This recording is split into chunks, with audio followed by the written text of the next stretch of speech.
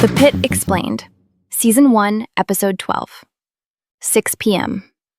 The active shooter at Pitt Fest has turned Pittsburgh Trauma Medical Hospital into a mass casualty zone. Robby, the ER attending, can't reach Jake, his quasi-stepson who's at the festival with tickets Robby gave him. Collins, the other senior resident, was sent home last episode and told to turn off her phone. Langdon was fired for stealing drugs.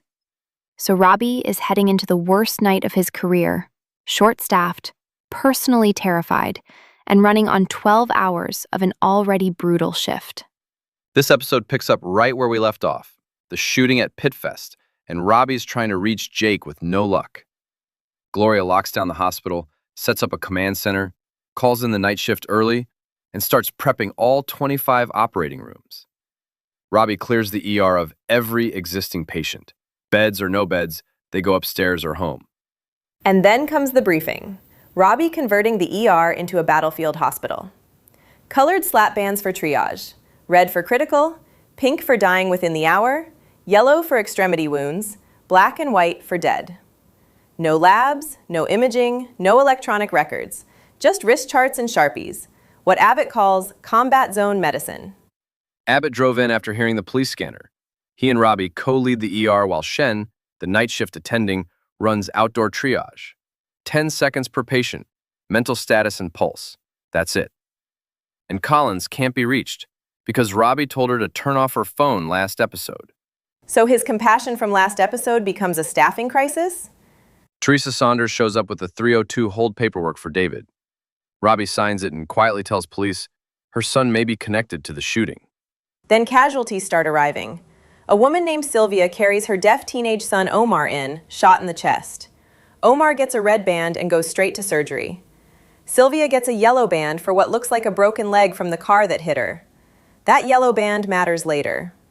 And then Langdon walks in, fired for stealing drugs, just shows up. Right, and Robby confronts him but lets him stay. No time to argue. And Langdon immediately proves he belongs. An unresponsive woman comes in.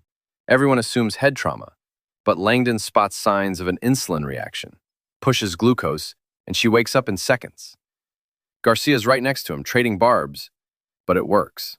Meanwhile, Javadi snaps at her mother Shamsi for trying to lecture her on chest tube technique during a mass casualty, tells her to read the room. Then, when the chest tubes actually run out, it's Javadi who improvises, uses a tracheal tube instead, inflates the balloon so it won't slide out, and hooks it to a urine bag with an adapter.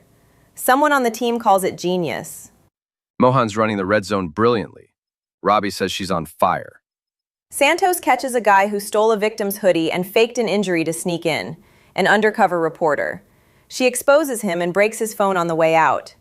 Same moral instinct that made her report Langdon. Exactly right.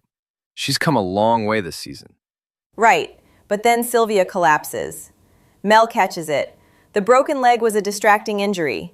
She's actually bleeding internally from a liver laceration caused by the car that hit her. Mel confirms it with Abbott's mini ultrasound and needs O-neg blood immediately. But the supply is gone. More is flying in by helicopter, but it's 8 to 10 minutes out, and Sylvia doesn't have that long. So Mel volunteers to donate her own blood, right there on the spot. And Robby approves it. No time to screen, but the patient dies without it.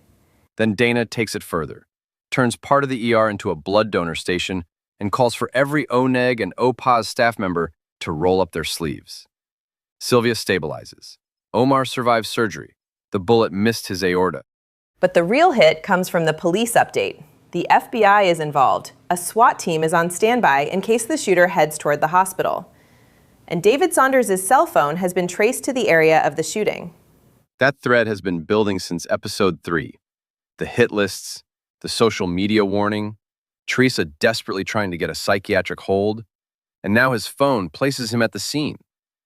Robby tells his team they might not even be halfway through the casualties, sends another text to Jake. No answer. The episode ends with Robby staring at his phone. The shooter's still out there. Jake is still missing. What more is coming? Jake unreachable. David Saunders' phone traced to the scene. Staff donating their own blood. Langdon back in the ER. Shooter still active. not halfway through.